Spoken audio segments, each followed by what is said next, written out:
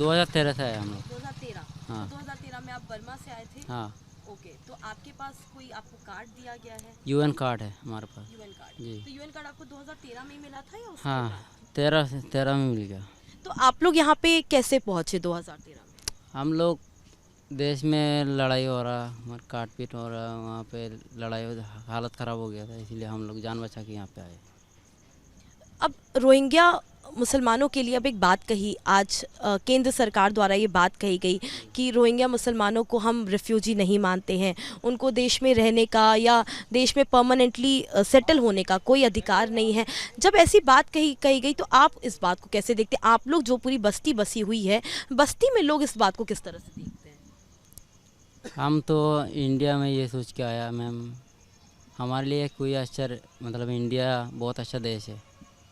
Burma में हमारे मतलब हमारे वहाँ पे बहुत सारे कौम हैं। हम लोग को बुद्धिस्ट सरकार जो है ना, रकाइन स्टेट में हम लोग रहते थे, वहाँ पे हम लोग को मतलब फ़र्क मुसलमान और बुद्धिस्ट में फ़र्क करके हम लोग को इस नज़र से देखा गया। इसीलिए हम लोग वहाँ पे हमारे घर वर जला दिया, मस्जिद जला दिया, बहुत हम लोग को जुल्म हुआ है। ये सोच के हम लोग यहाँ बेसहारा होके हम लोग बहुत उम्मीद लेके हम लोग सुनते थे वहाँ पे बड़े बड़े लोगों से, इंडिया बहुत अच्छा जगह है, इंडिया में इंसानियत है। फिल्म भी देखते थे हम लोग यहाँ की, बहुत अच्छा लगता था हम लोग को। शौक़ ये था कि इंडिया में जाके हम लोग ज़िंदगी गुजार लेंगे, क्योंकि यहाँ पे हमारा जान का खतरा है, हमारे बच्चे पढ़ नहीं पा रहे, मदरसा सब कुछ जब बंद हो गया। ये बड़ी उम्मीद लेके हम लोग यहाँ पे आए मैम, ठीक है।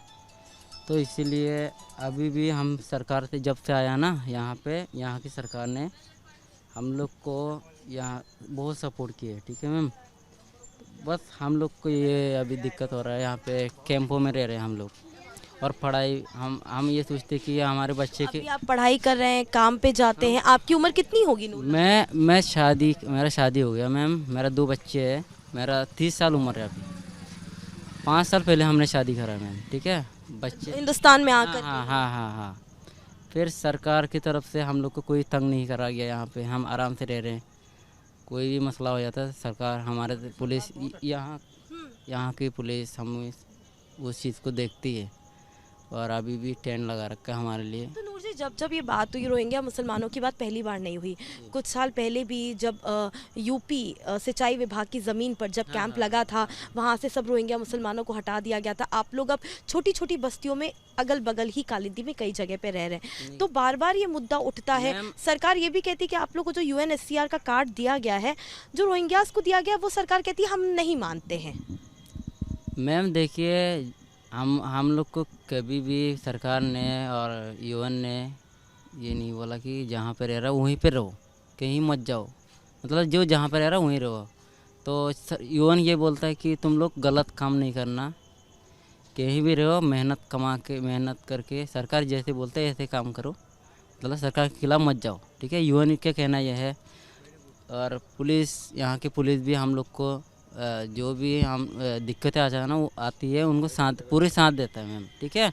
हम लोग अभी जो CA, आप एक चीज़ और बताया ना, CA और NRC की बात कर रहे हो आप, उस चीज़ से हम रिफ्यूजी है मैम। हम उम्मीद ये करते हैं, पूरा दुनिया में है, हम जैसे बेसहारे लोग, रिफ्यूजी का मतलब है बेसहारा लोग, दूसरा देश से सहारा लेने के लिए आए, ठीक है। ये है, हम लोग सोचते हैं कि हमारे लिए अच्छा सोचेंगे सरकार, वो सरकार है, ठीक है। हम लोग एक मुज़लूम लोग हैं, बेसहारा लोग हैं, ठीक है। हम लोग यहाँ पे अपना जान बचाने के लिए, बच्चे को एजुकेशन और हमारा फ्यूचर का अच्छा वो होगा, ये सोच के हम लोग यहाँ पे आए।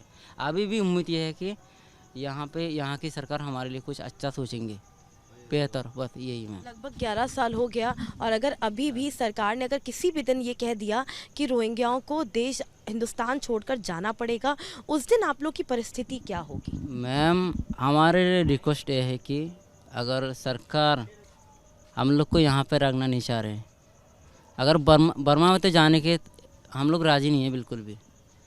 दूसरा देश इससे अगर यहाँ पे सरकार को अगर अच्छा नहीं लग रहा हम लोग को, मतलब दूसरा देश में भेजेंगे, वो हम लोग राज़ी है, लेकिन अपना देश जाने के लिए राज़ी नहीं है। वहाँ भी अभी भी वहाँ पे मारपीट हो रहा है। मेरा भाई को ले गया वहाँ पे, अभी कुछ दिन पहले मिलिट्री में ले गया, ठीक है मैम। तो अभी भी लोग मर रहे हैं वहाँ पे। सगा भाई है मेरा एक, उसको भी ले गया। और हिंदुस्तान की सरकार कह रही है कि वो आपको रिफ्यूजी ही नहीं मानती। जब ऐसी बात और ऐसी टिप्पणियां रखी जाती हैं तो आप लोग इसको किस नज़रिए से देखते हैं, क्योंकि 11 चिंता साल हो करते गया हैं है। बस, और क्या करूँ, दुआ करते हैं सरकार हमारे लिए कोई अच्छा सोचे, बस ये है। आपकी बस्ती में लगभग कितने रोहिंग्यास होंगे जो अभी यहाँ पे रह रहे यहाँ हैं? पे है हमारे कैंप पे टोटल 264। 264। हाँ, और अगल बच्चे बगल में और सब जितने मिला कैंप, के, बच्चे और महिलाएं पुरुष, सब मिला के। हाँ मैम, और अगल बगल के कैंपों में लगभग कितने होंगे? अगल बगल का मेरे को पता नहीं है मैम, हमारे यहाँ का मुझे पता है। तो एक बात और बताइए। जैसे कि हम यहाँ के जिम्मेदार हैं, और भी कैंप है उसमें सब जिम्मेदार होता है ना, उनको पता रहता है। और इन्फॉर्मेशन सारे हर थाने में वो, हर मतलब यहाँ की थाना कालिंदी में पड़ता है, और कहीं भी रहता है ऐसे, हर थाने में उनका सब लिस्ट होता है। आपके पास नूर जी, आपको UNHCR कार्ड किस तरीके से मिलता है आप लोग को? जब आप लोग प्रवेश किए हिंदुस्तान से तो पहले आप कहाँ पहुँचे, किस तरह से आप लोग UN के कांटेक्ट में आए, उनका कार्ड आपको किस तरह से मिला, ये पूरी प्रक्रिया कैसे होती है? मैम जो है, हम लोग शुरू में जब यहाँ पे आया था, यहाँ पे हमारे गांव का लोग कहाँ है वो ढूंढे, हम लोग ढूंढ के यहाँ मिला है, ठीक है। यानी कि 2013 से भी पहले कई लोग आ चुके थे। हाँ हाँ, उससे पहले भी कुछ लोग आ चुके थे, ठीक है। उसके बाद यूएन मतलब ऑफिस कहाँ है वो पता करा, वहाँ जाके कार्ड मिला है, वहाँ इंटरव्यू वगैरह देना पड़ता है। तो अभी भी आप लोग तो यहाँ पे आ गए, आपको 11 साल हो गया, अभी भी लोग लगातार बर्मा से आ रहे हैं, पहुँच रहे हैं? अभी बहुत कम हो गया, अभी मैंने नहीं सुना आया कोई ऐसा। तो आखिरी कौन से साल में सबसे ज़्यादा रोहिंग्यास बर्मा से हिंदुस्तान? जब लड़ाई हुआ था ना मैम, उसी टाइम 12 में, 12, 13, 14, 15, 16, 17 तक बहुत लड़ाई हुआ वहाँ पे, जब ज़्यादा आई थी, ठीक है मैम। अब तो मैंने नहीं सुना दोबारा आ रहा। हमें ना पड़ेगा, आपको उठना पड़ेगा। यहाँ तो पोजीशन भी अच्छी नहीं लग रही है। Triple voice. थैंक यू, आप लोग यहाँ पे हमारा हाल देखने के लिए हम आए अभी हैं। अंदर भी हाँ। चलेंगे आपके साथ। आपका पूरा नाम? मेरा नाम अहमद कबीर है। अहमद कबीर। अहमद जी, आपकी उम्र कितनी होगी? 27। 27। तो आप अभी 27 के, आप कौन से सन में आप आए थे बर्मा से हिंदुस्तान? 2012 में। आप 12 में आए। तो 12 में भी परिस्थितियाँ बर्मा में उतनी ही ख़राब थी जितनी कि 14, 15 और 16 में देखी थी? बिल्कुल सेम ऐसे ही थी। तो अब अहमद जी, अब सुनने में आ रहा है कि सुप्रीम कोर्ट में ये पूरा मसला चल रहा है। 2017 में केंद्र सरकार ने एफिडेविट दिया था सुप्रीम कोर्ट में, और आज भी जब सुनवाई हुई तो उसमें केंद्र सरकार द्वारा ये बात कही गई कि कोई विदेशी हमारे देश में आ करके घूम सकता है, लेकिन देश में हमेशा के लिए रह नहीं सकता है। और खासकर रोहिंग्या मुसलमानों पे उन्होंने टिप्पणी की केंद्र सरकार द्वारा। जो बात अपनी रखी गई, उन्होंने कहा कि वो रोहिंग्या मुसलमानों को देश का नागरिक नहीं मानते हैं, और वो रिफ्यूजी भी नहीं मानते हैं, और वो सेटल भी नहीं, ये भी नहीं चाहते कि रोहिंग्या मुसलमान देश में हमेशा रहें, उनको हमारे देश से जाना पड़ेगा। ख़ास करके मैम इस टॉपिक के बारे में हम कुछ नहीं बोल सकते, इसलिए तकरीबन मुझे 10 से 12 साल हो गए इंडिया पे। तो हम लोग सरकार के ख़िलाफ़ या उनके साथ, उनके सपोर्ट में, यूएन के सपोर्ट में किसी के साथ कुछ नहीं बोल सकते हैं, क्योंकि हम जिस हालात में रह रहे हैं सरकार को भी पता ये चीज़, UNHCR के जहाँ से हम लोग को कार्ड मिली है उन संस्था को भी पता है, और पूरी इंडिया की पब्लिक को पता है।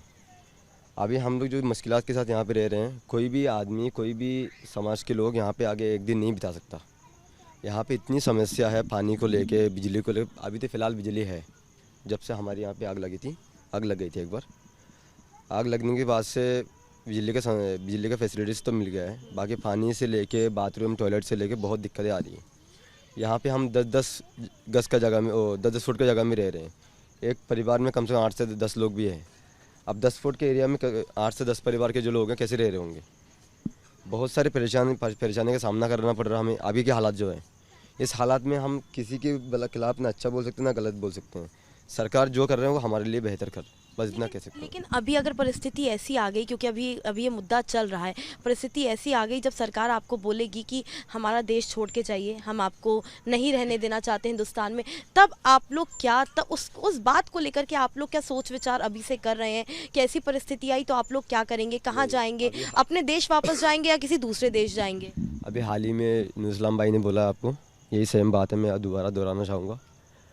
हम लोगों को ही बस ऊपर वाले से दुआ है, भगवान से, अल्लाह से दुआ है कि सरकार के ऊपर, सरकार के दिल में कोई अच्छा सोच डाले।